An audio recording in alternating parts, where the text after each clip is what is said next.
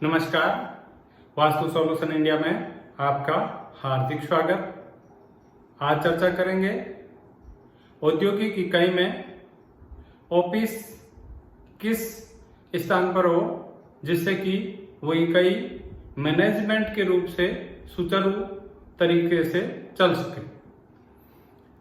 Factory और उस factory में ऑफिस किस स्थान पे होना चाहिए, किस दिशा में होना चाहिए और किस जगह पे होना चाहिए, इस बात पर चर्चा कर रहे हैं।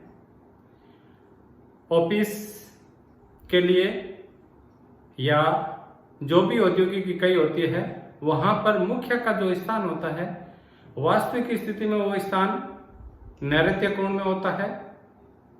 लेकिन बहुत जगह कुछ परिस्थितियां ऐसी होती है कि नैऋत्य में ऑफिस बनाना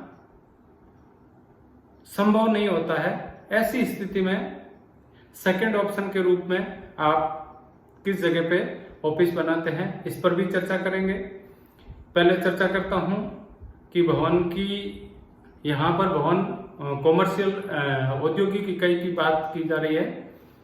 भवन की लंबाई और चौड़ाई का आनुपातिक मिश्रण को अगर सुनियोजित करें तो 2:3 सबसे बेटर माना गया है कॉमर्शियल में।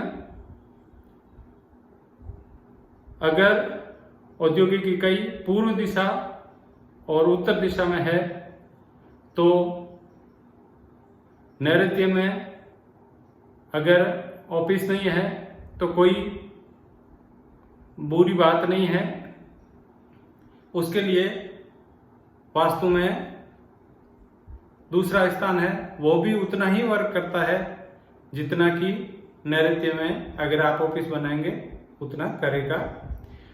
ध्यान रहे, मैं सिर्फ और सिर्फ इतना कह रहा हूं कि औद्योगिक इकाई अगर पूर्वमुखी है या उत्तरमुखी है, तो अगर दक्षिणमुखी है या पश्चिममुखी है तो नैऋत्य से बढ़िया ऑफिस का कोई स्थान नहीं है। लेकिन उत्तर और पूर्वमुखी इकाई है और नैऋत्य में स्थान नहीं मिल रहा है तो भवन में जो बाहरी पद देव हैं 32, उसमें से पूर्व दिशा के इंद्रदेव, आदित्य देव और सत्यक देव, इंद्र, सूर्य और सत्य, ये जो 3 स्थान है इनके ठीक पीछे 81 पद में जो ये 3 स्थान है, इन 3 स्थान के पीछे वाले जो पद है उसको मित्र या मित्रक कहा गया है वास्तु की भाषा में।